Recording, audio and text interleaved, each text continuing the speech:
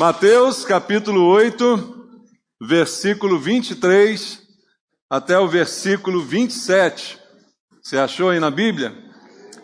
Mateus 8, do 23 ao 27, a palavra de Deus diz assim: Então, entrando ele no barco, seus discípulos o seguiram, e eis que sobreveio no mar uma grande tempestade, de sorte que o barco era varrido pelas ondas. Entretanto, Jesus dormia. Mas os discípulos vieram acordá-lo, clamando: Senhor, salva-nos, perecemos. Perguntou-lhes então Jesus: Por que sois tímidos, homens de pequena fé?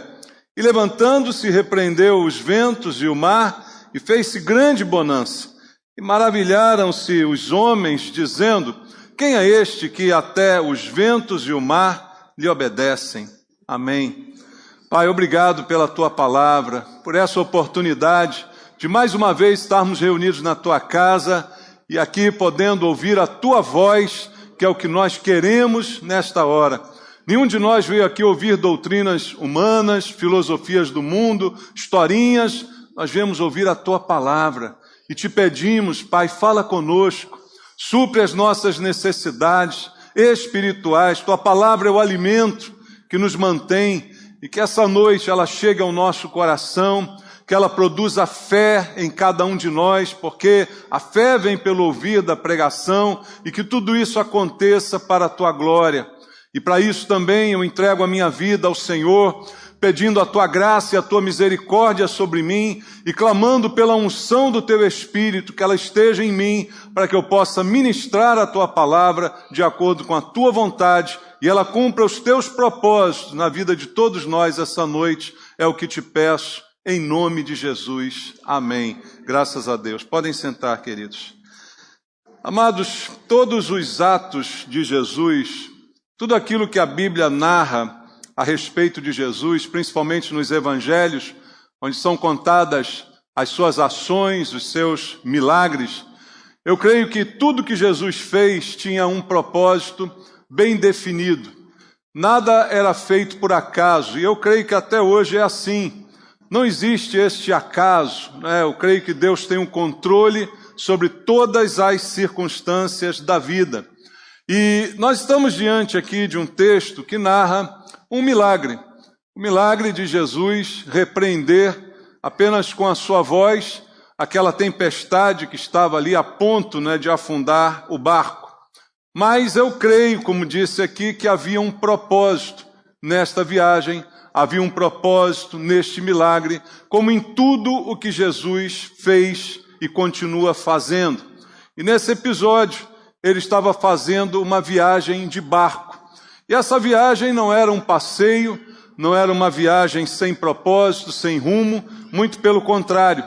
Havia um motivo bem definido para esta viagem, e nós vamos ver isso na Bíblia Sagrada. Ele estava indo para a cidade de Gadara, e lá a Bíblia diz que ele iria curar e libertar 2 endemoniados que estavam sofrendo horrivelmente com esta situação. Veja, nós paramos a leitura no verso 27, logo depois no verso 28, você vê o motivo da viagem. Tendo eles chegado à outra margem, a terra dos Gadarenos, vieram-lhe ao encontro 2 endemoniados, saindo dentre os sepulcros a tal ponto furiosos que ninguém podia passar por aquele caminho. Então essa viagem não é por acaso, não é um passeio de barco, não é um lazer, há um motivo, há uma razão para Jesus fazer esse deslocamento.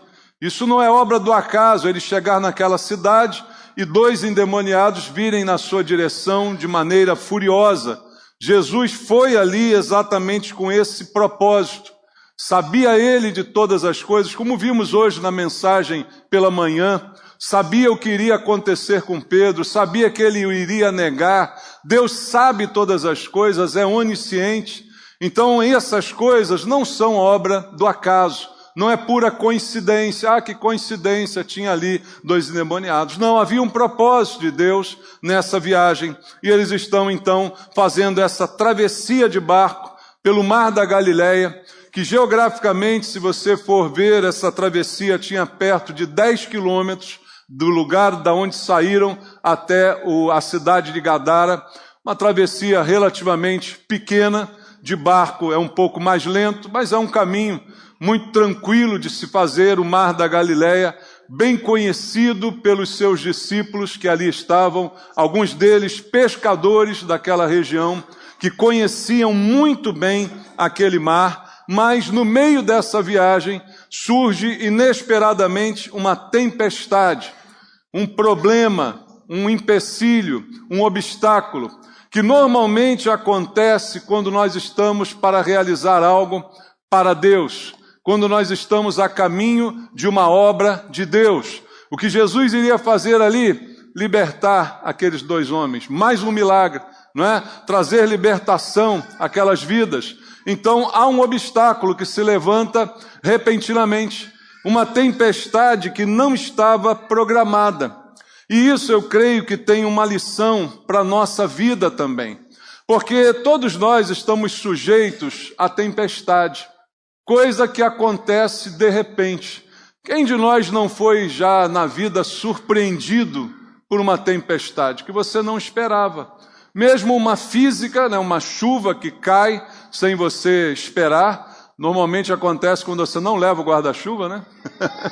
É sempre assim. Então acontece de forma inesperada uma tempestade, mas às vezes essa tempestade vem na forma de um problema, de uma adversidade, de uma notícia ruim, que você não estava esperando, que não estava programada, não era dos seus planos, mas repentinamente isso aconteceu. E a gente pode aprender com esse texto como enfrentar essas adversidades. Eu creio que a grande lição para nós não é apenas o milagre que Jesus fez no barco e depois iria fazer na cidade, mas como nós, discípulos, podemos enfrentar essas coisas que surgem de repente.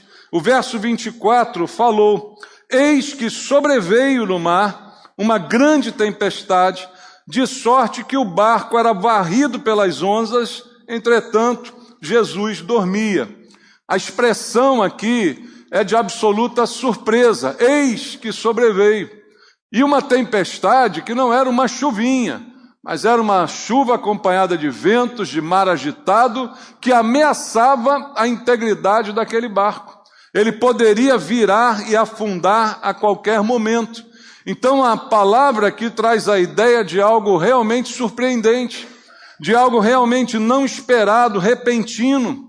E isso é significativo porque, como eu disse ainda há pouco, no barco tinham alguns pescadores. E você sabe que pescador conhece o mar, né? Você conhece algum pescador? Já conversou com um pescador? Quando você fala do tempo com um pescador, ele diz um monte de coisa que eu não sei nada que ele está falando. Ele diz, está vindo um vento noroeste, sudoeste, nordeste, sei lá. E diz assim, por causa desse vento, eu te garanto que daqui a pouco vai vir uma nuvem que vai chover e o mar vai virar. O tempo. Todo pescador não sabe disso, irmãos. E você acha que esses que estavam ali com Jesus não sabiam, não tinham essa prática? Claro que tinham, mas não conseguiram prever essa tempestade. Porque ela foi completamente imprevisível. Se pudessem eles prever, eles diriam, Jesus, é melhor a gente não ir agora. Olha, o vento está de sudoeste, o vento está disso, daquilo outro. É melhor a gente deixar isso para depois. Mas não falaram nada, porque não estavam esperando. Foi algo completamente surpreendente, e isso os pegou de fato de surpresa.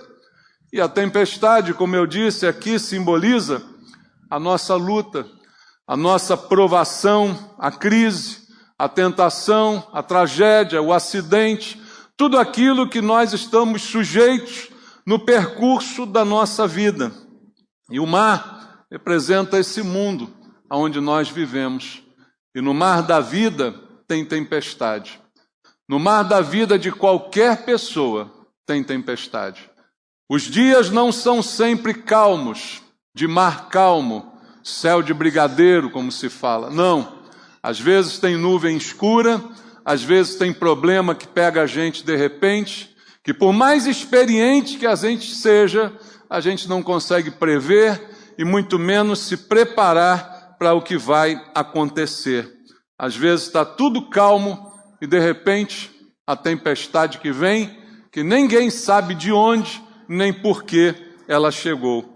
E na hora da tempestade, o que vai mudar é a nossa reação.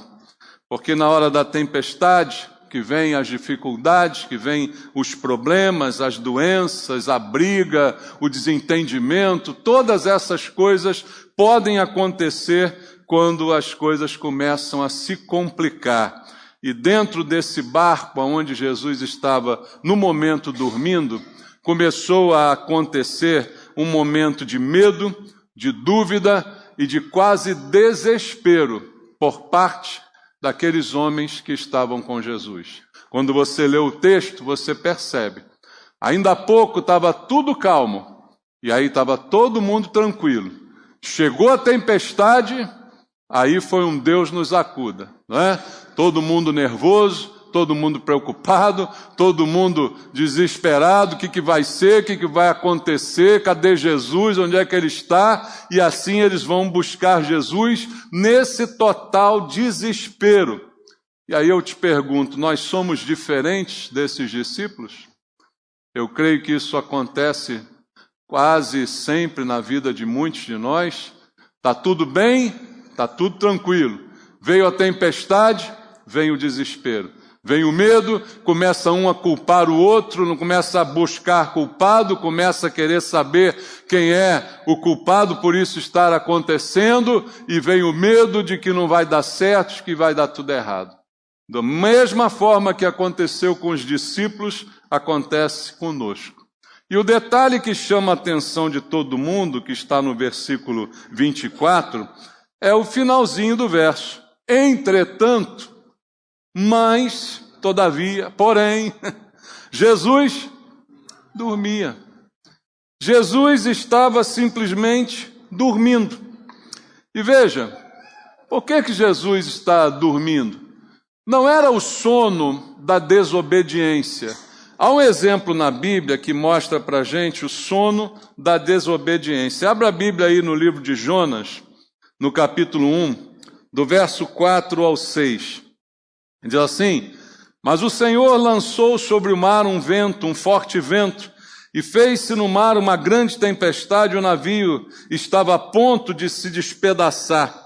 Então os marinheiros, cheios de medo, clamavam cada um ao seu Deus e lançavam ao mar a carga que estava no navio para o aliviarem do peso dela. Jonas, porém, havia descido ao porão e se deitado e dormia profundamente. Chegou-se a ele o mestre do navio e lhe disse: que se passa contigo? Agarrado no sono? Levanta-te, invoca o teu Deus, talvez assim esse Deus se lembre de nós, para que não pereçamos. Aqui é um exemplo, de alguém, de um profeta que está dormindo no barco.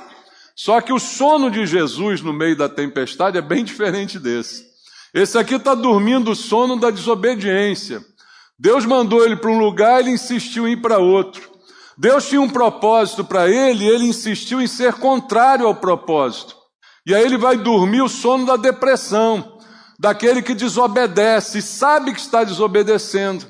Não é o sono da despreocupação, muito pelo contrário, ele vai dormir porque está em desobediência. Mas a Bíblia diz que Jesus está lá, dormindo tranquilamente no meio daquela tempestade. E o que eu preciso entender disso? O fato de Jesus estar no barco com os seus discípulos mostra também algo muito importante para a gente aprender.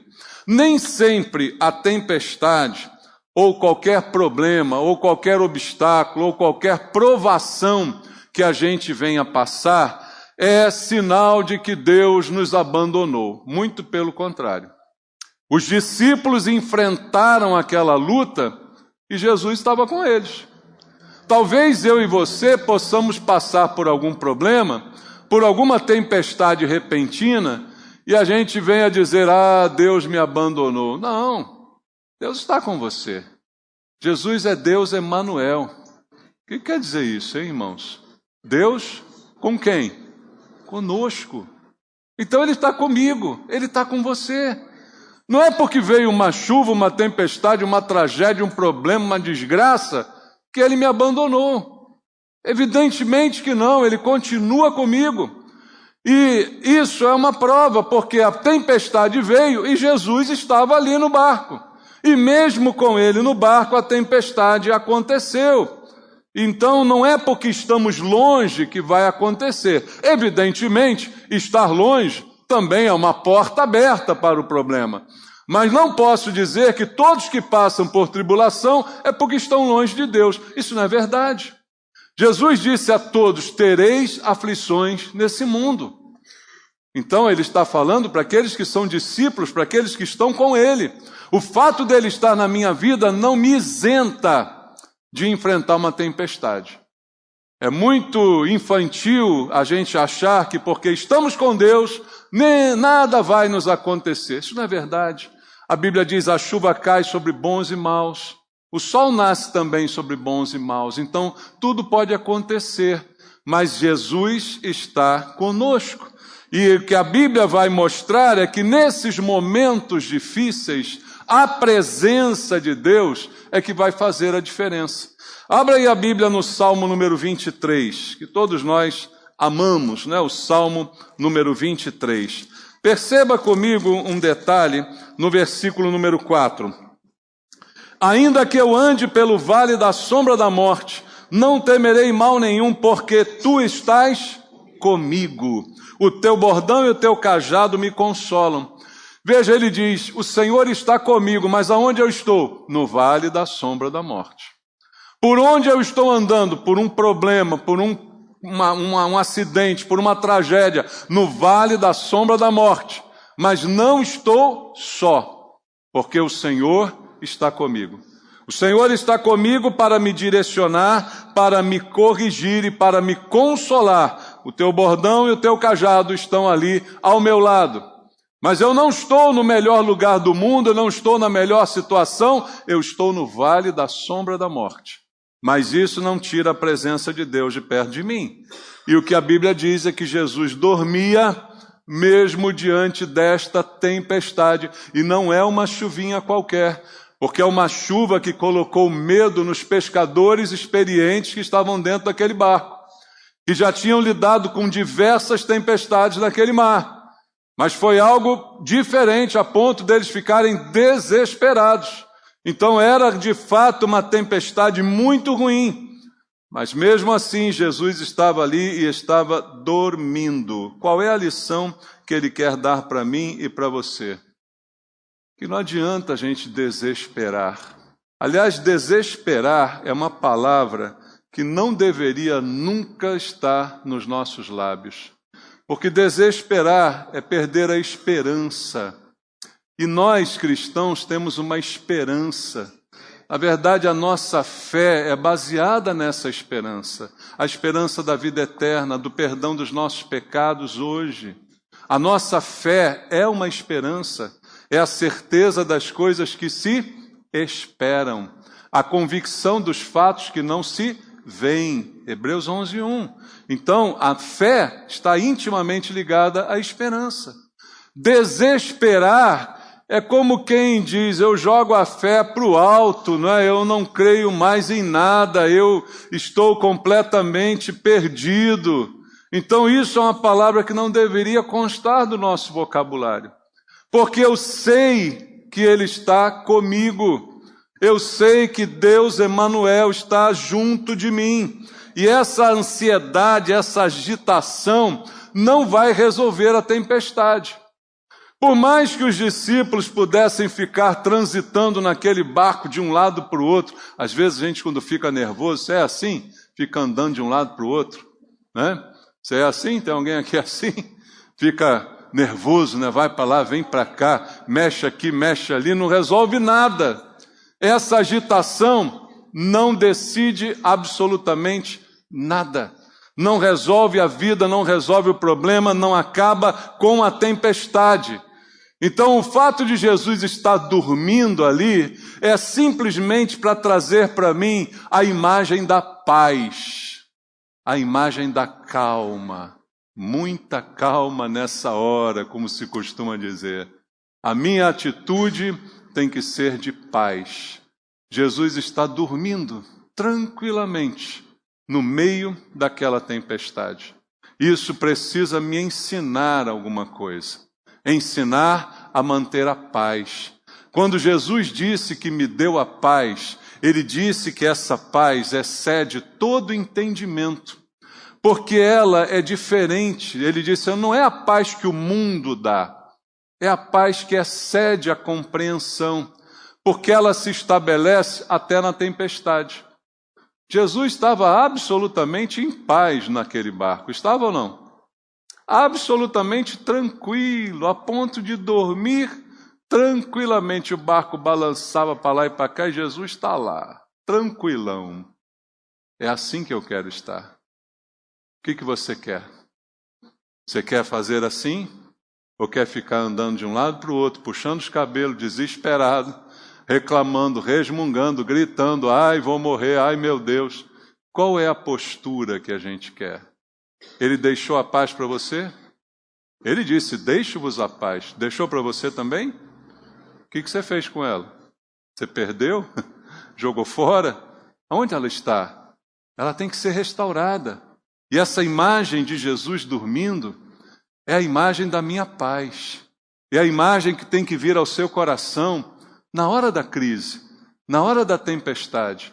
Jesus está do meu lado. E Ele está tão tranquilo que Ele é capaz de dormir até, mesmo acontecendo todo esse alvoroço em volta de mim. Eu preciso manter a calma. Uma coisa interessante, esse texto eu li aqui com você, a versão que está no Evangelho de Mateus. O Evangelho de Marcos, ele conta a mesma história e ele dá um detalhe que não vem aqui em Mateus. Veja capítulo 4 de Marcos, no versículo número 38, está escrito assim: E Jesus estava na popa, dormindo sobre o travesseiro. Eles o despertaram e lhe disseram, mestre, não te importa que pereçamos? O detalhe aqui é a posição em que Jesus estava no navio. Ele estava na popa. A popa é a parte de trás do navio, aonde fica o leme do navio. O leme serve para quê? Para dar direção ao navio. Jesus está lá na direção, tá bom? Então, pode ficar tranquilo, pode ficar calminho. Jesus está na direção, está com o leme em suas mãos, está direcionando a sua vida e a minha vida. Ele tem o controle de tudo. Deus é soberano, eu preciso crer nessa soberania. Nada foge ao seu controle, nada o surpreende, nada é por acaso. Como eu disse, tinha um propósito naquela viagem. E se Deus está nesse propósito, Ele vai se cumprir. Embora o inimigo se levante, embora os obstáculos venham, há um propósito de Deus, Ele vai ser levado até o final. Eu preciso simplesmente crer e confiar. Com quem está o leme da minha vida? Está com Cristo. Então Ele está no comando, Ele está na direção. Mas os discípulos, vendo aquela cena, volta lá ao texto no versículo 25, diz assim a Bíblia, mas os discípulos vieram acordá-lo, clamando, Senhor, salva-nos, perecemos, estamos morrendo. Os discípulos clamaram por socorro, gritaram por socorro. Veja, a princípio nada errado nisso. A quem nós vamos recorrer, irmãos?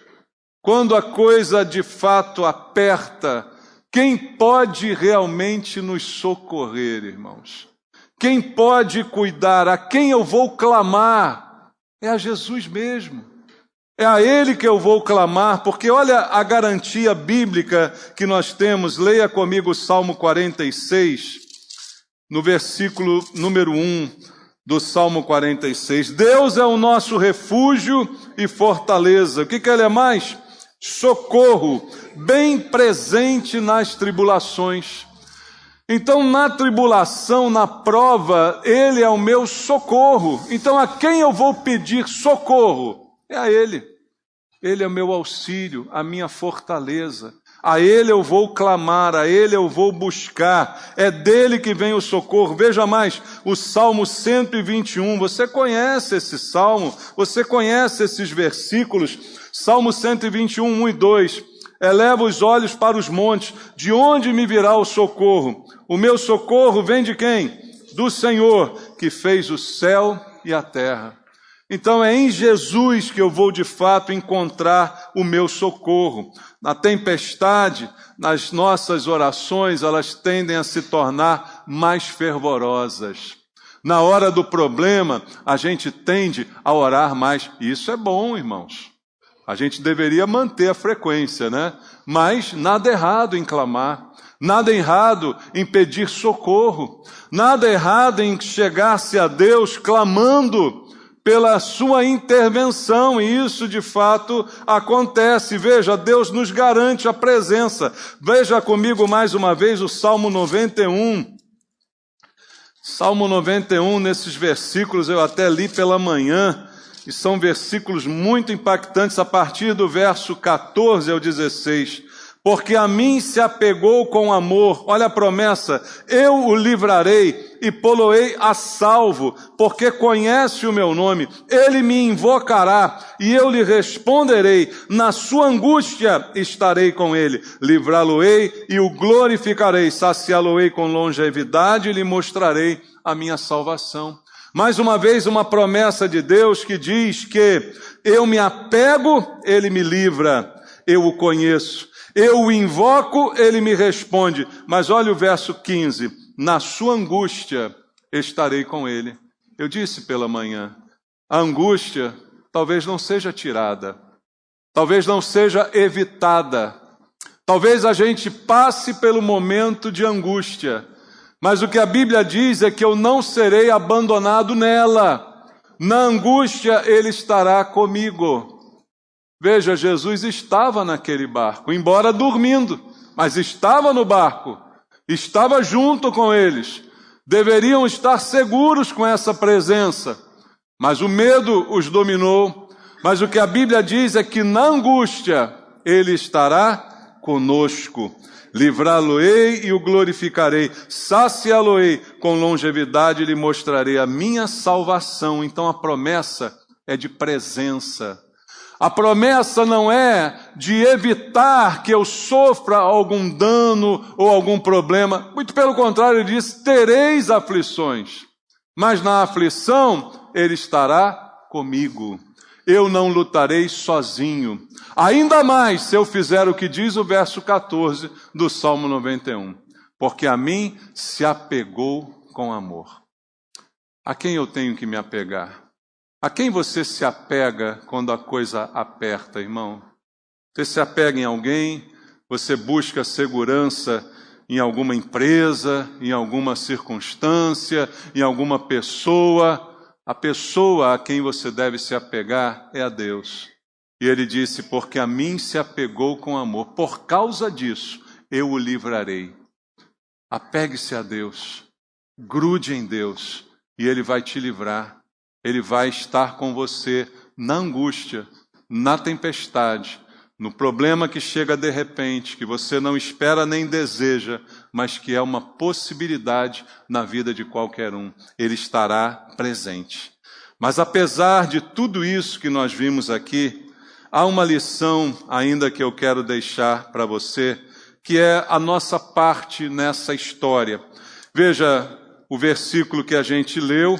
O versículo 25 diz que os discípulos foram lá chamando, clamando, Senhor, salva-nos. E aí acordaram Jesus, e aí Jesus acorda e no verso 26 diz assim, perguntou-lhes então Jesus, por que sois tímidos, homens de pequena fé? E levantando-se repreendeu os ventos e o mar, e fez-se grande bonança. Veja, tudo que eu disse é válido, é bíblico, mas há uma outra lição que o Senhor deixa para nós. Há uma parte nessa história que requer de nós uma atitude. E isso você vê na Bíblia como um todo. Deus faz milagres, mas Ele requer uma atitude. às vezes da própria pessoa que vai receber o milagre. Jesus cura o cego e manda que ele vá se lavar na fonte de Siloé. Então há uma atitude que é requerida de nós. O milagre quem faz é Deus, a segurança quem dá é Jesus, ele está no barco, está tudo bem, está tudo seguro, mas quando o acordam clamando por socorro, não se livram de ouvir dele uma reprimenda. E por que essa reprimenda? Ele vai dizer simplesmente: homens de pequena fé, por que que vocês são tímidos? E essa palavra timidez, ela tem aqui o sentido de covarde, de medroso, de desesperado, porque Jesus viu na atitude deles, não a atitude do clamor, que nós estamos acostumados e vemos e que Deus nos aconselha a fazer. Clame a Deus, né? Clama o justo e o Senhor responde e livra, diz a palavra de Deus. Esse é o clamor, mas não confunda clamor com desespero, com gritos desesperados, né? Com atitudes completamente desregradas. Essa atitude é que é repreendida por Jesus. Ele diz: por que que você é tímido? Por que que você é covarde, é medroso? Por que que esse desespero denota essa sua covardia? Esse desespero denota que você não tem coragem para agir, para fazer a parte que te cabe, para exercitar a tua fé.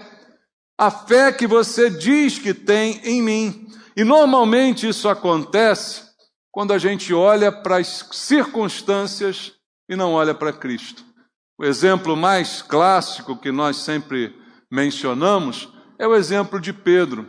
Quando é chamado por Jesus a andar sobre o mar, a princípio ele vai corajosamente, não é? Sai do barco, pisa na água e começa a andar. Mas chega uma certa altura, ele começa a olhar para a tempestade, para o vento, olha para o mar, olha para as ondas, ele diz: o que eu estou fazendo aqui? Aonde eu amarrei meu jegue, né? Ele pensa nisso nessa hora e aí ele começa a afundar. Por quê? Porque ele parou de olhar para Cristo e ele começou a olhar para a tempestade. Ele começou a olhar para o tamanho do problema e esqueceu do tamanho daquele que o chamou, daquele que está conosco todos os dias até a consumação. Então essa reprimenda vem por causa dessa covardia que às vezes toma conta da gente. Essa timidez exagerada que toma conta da gente. Você vê outro exemplo, é o exército de Israel diante de Golias. Você conhece a história? Está lá Golias todo dia, ele foi aqui, todo dia chegava diante daquele exército, xingava, dizia um monte de coisa, chamava todo mundo de frouxo. E eram frouxos mesmo. Por quê? Porque ninguém se dignou a ir enfrentá-lo, até chegar o baixinho Davi, cheio de Deus, né? Cheio do Espírito Santo, cheio da força que vem de Deus, e disse: quem é esse incircunciso que afronta os exércitos de Deus vivo? Deixa ele comigo, ele vai ver só. Essa atitude é a atitude que Deus espera da gente. Que aí não é uma fé apenas falada, mas é uma fé praticada. Uma coisa é eu dizer que eu tenho fé, outra coisa é eu praticar a minha fé. E a fé se pratica na hora que chega o gigante Golias. A fé se pratica na hora que o mar quer me engolir. É nessa hora que a fé vai se revelar. E foi nessa hora que a fé dos discípulos simplesmente não se mostrou. E aí ele vai levantar e vai fazer o que tem que fazer, o milagre vai acontecer, mas não sem antes repreendê-los. Dizer: olha, eu esperava mais de vocês. Esperava mais da fé, da ação que essa fé deveria produzir em vocês. Entenda, meu amado, timidez e covardia são reprovadas por Deus. Eu quero ler contigo o texto que está em Juízes, no capítulo 7, você conhece bem? No versículo 3, onde a Bíblia diz: apregou, pois, aos ouvidos do povo, dizendo: quem for tímido e medroso, volte, retire-se da região montanhosa de Gileade. Então voltaram do povo 22.000 e 10.000 ficaram. Os 32.000 que estavam ali com Gideão Quando foi dada a ordem de que os tímidos e covardes, voltassem para casa, os medrosos, para surpresa de todos, 2/3 vão embora. 22.000 dos 32 voltam para casa. Parece que a covardia é da maioria, esse medo é da maioria, e isso não pode se encontrar na gente que crê em Deus. Veja, a Bíblia diz, o perfeito amor de Deus lança fora todo medo. Você não é um super-herói, eu não sou um super-homem, ninguém aqui é super-herói, mas nós confiamos no amor de Deus. Nós confiamos no amor que Deus tem por nós. E isso não nos deixa acovardar. Isso nos impulsiona a lutar, a guerrear, a resistir ao diabo para que ele fuja de nós. Veja, a Bíblia não manda eu bater no diabo, mas ela manda eu resistir. Eu resisto por amor a Deus, porque eu sei que Ele me ama. E esse perfeito amor de Deus lança fora o medo. E eu não me deixo dominar pelo medo, porque quem se domina pelo medo, a Bíblia diz, o medo produz tormenta. E eu não quero viver atormentado. Eu quero viver como quem confia em Deus. E isso se mostra na prática. Não é só no discurso, mas é na hora que a coisa aperta, é na hora que o problema vem, que a tempestade chega, e é isso que eu preciso entender. O medo, irmãos, o medo se torna o pai de todas as dúvidas. Leia comigo o texto que está em 2 Timóteo, a segunda carta de Paulo a Timóteo, no capítulo 1, logo no início da sua segunda carta, no versículo 7. Paulo diz assim para o jovem Timóteo: porque Deus não nos tem dado espírito de covardia, mas de poder, de amor e de moderação. O Espírito Santo que está em nós não é de covardia. Muito pelo contrário, é de poder, de amor e de moderação. É assim que a gente vive, é assim que a gente enfrenta as lutas, é assim que nós enfrentamos todas as tempestades que podem surgir no horizonte da nossa vida. E Jesus voltou-se para esses homens que o acordaram, no verso 26, repreendendo também a eles e dizendo, homens de pequena fé. E essa palavra ela é sempre intrigante, porque foi o próprio Jesus que disse que a fé não precisa ser grande. Ele disse, se você tiver fé como um grão de mostarda, já é suficiente. E agora como é que ele vem com essa história de homens de pequena fé? O que ele quer dizer com isso? Ele quer falando aqui, não é da quantidade dessa fé, mas da sua ação. Porque uma pequena fé com ação funciona. Do tamanho de um grão de mostarda, eu digo ao monte e o monte anda. Mas uma fé que eu declaro ser enorme em Deus, mas que não se transforma em nada na minha vida, não funciona. Aí é de pequena fé. E é essa crítica que Jesus faz a esses homens.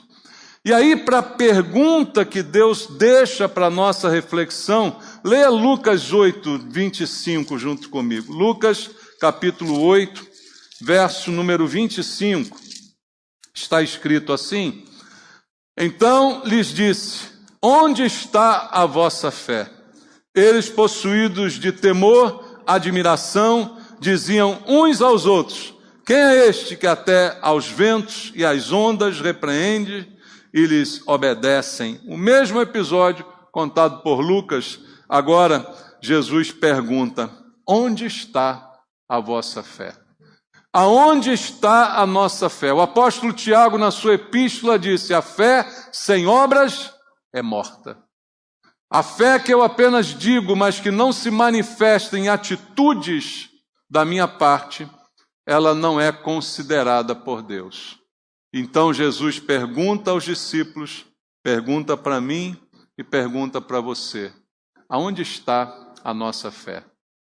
A tempestade, todos nós sabemos onde está. Se eu perguntar a cada um dos irmãos qual é o seu problema, o que você tem vivido, qual é a sua história, como é que está a sua vida, aonde estão as tempestades, você vai saber me dizer direitinho, cada um de nós vai saber dizer direitinho a tempestade, a intensidade, quanto tempo ela está durando, como é que está, de que forma ela começou, e você não vê, você vai saber descrever tudo bonitinho. A gente sabe muito bem onde está a tempestade, mas Jesus está perguntando agora, aonde está a nossa fé. Aonde está a nossa fé é a pergunta de Jesus. E a fé se mostra exatamente na tempestade. Quando está tudo calmo, a fé muitas vezes não será visível, mas quando as coisas complicam, quando o mar fica agitado, quando o problema chega, é aí que a fé será exibida. A fé temporária, ela se esquece logo das bênçãos de Deus. Ela é fé por algum tempo, é fé por alguns momentos. A nossa fé é permanente. Por isso a Bíblia diz, o meu justo viverá pela fé. Não há vida sem fé. Fé não é algo que eu tenho de vez em quando na vida. Fé é algo que constitui a minha vida. Onde está a nossa fé? Como é que está a nossa fé diante desses problemas? A Bíblia diz que mesmo com essa repreensão, Jesus levantou-se e simplesmente repreendeu o vento e o mar. E Marcos também, na sua versão desse milagre, eu quero ler de novo contigo, no capítulo 4, no verso 39, há algo muito interessante que Marcos diz aqui. E ele diz, e ele despertando repreendeu o vento e disse ao mar, acalma-te, emudece. O vento se aquietou e fez-se grande bonança. Jesus repreendeu o vento e o mar e disse assim, calem a boca. Olhar para o vento, olhar para o mar, fazem barulho, todos dois. E ele disse, olha, chega, cala a boca, silêncio. E aí a Bíblia diz, fez-se grande bonança. Toda aquela tempestade, aquele barulho, aquele vento, aquelas ondas, de repente, silêncio total naquele barco. Que coisa maravilhosa. A mesma ordem que Jesus deu a um demônio. Leia Marcos capítulo 1, verso 25. Marcos 1, 25 diz, mas Jesus o repreendeu dizendo, cala-te e sai desse homem. Jesus liberta um homem de um demônio que o possuía e antes de mandá-lo sair, manda ele calar a boca. Por que ele faz isso, queridos? Porque o diabo gosta de fazer tempestade. O diabo gosta de fazer barulho. O diabo, ele é especialista em fazer ruído, fazer barulho na nossa vida, assustar a gente. Você já viu filme de terror? Hein? Você tem medo de filme de terror? Se você quiser ver um filme de terror sem medo, tira o som. Tira o som. Você vai assistir o filme, não vai ter medo nenhum. O que dá medo é o barulho. É o grunhido do monstro. É isso que dá medo. Por isso a ordem é cala a boca. E agora cai fora.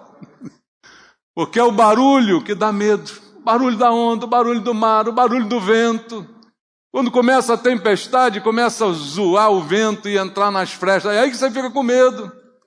E Jesus disse, emudece, cala a boca. E isso tudo vai embora. O diabo é barulhento, irmãos. O diabo gosta de fazer barulho na vida da gente. Só que há um consolo, e eu termino essa mensagem deixando para você o texto de 1 de João, lá no final da Bíblia, primeira epístola de João, capítulo 3, versículo número 8. 1 de João, capítulo 3, verso 8 diz, aquele que pratica o pecado procede do diabo, porque o diabo vive pecando desde o princípio. Agora escuta, para isto se manifestou o Filho de Deus, para destruir as obras do diabo. para mandar ele calar a boca, para mandar ele emudecer, para destruir a influência dele sobre a gente, o medo que ele coloca no coração da gente, o terror que ele faz na vida de alguns. Jesus veio para destruir essas coisas. Apegue-se a ele e você sentirá segurança, e você sentirá o acolhimento, mesmo na hora da tempestade. O medo vai embora, a covardia se desfaz, e o Espírito Santo que está em você, que é de poder, de amor e de moderação, vai fazer você jogar fora o medo e partir com confiança para enfrentar as tempestades da vida e chegar do outro lado vencendo cada uma delas. Que Deus te abençoe com essa fé. Amém? Vamos orar? Vamos falar com Deus. Você ouviu a palavra de Deus, agora é hora de colocar em prática. Agora é hora de deixar essa palavra gerar fé no teu coração, porque sem fé é impossível agradar a Deus. Deus não espera que você seja um super-homem, mas simplesmente que você creia nele e se apegue a ele de todo o coração, para que ele esteja contigo na angústia e te livre de todo o mal. Meu Deus, meu Pai, eu te peço nessa hora, juntamente com meus irmãos, que o Espírito Santo, que ministrou essa palavra ao nosso coração, possa agora, Senhor, encorajar os meus irmãos. Esse Espírito de poder, de amor, de moderação que está sobre nós, que ele lance fora todo medo, que esse perfeito amor com que o Senhor tem nos amado, jogue fora todo medo, tire todo medo do nosso coração, mesmo nas piores e barulhentas tempestades dessa vida, que a gente possa viver em paz, crendo, confiando no Senhor, fazendo a nossa parte, sabendo que o Senhor fará a sua. Pai, eu te peço, pela vida do meu irmão e da minha irmã, que está aqui essa noite, e que está vivendo nessa hora uma tempestade, uma adversidade, um problema. Ensina, Pai, através da palavra, como ele deve agir, como ela deve proceder. É o que eu te peço, para que a palavra se cumpra na prática, na vida dos teus filhos neste lugar. Abençoo cada um dos meus irmãos, orando junto com eles, em nome de Jesus. Amém. Deus te abençoe.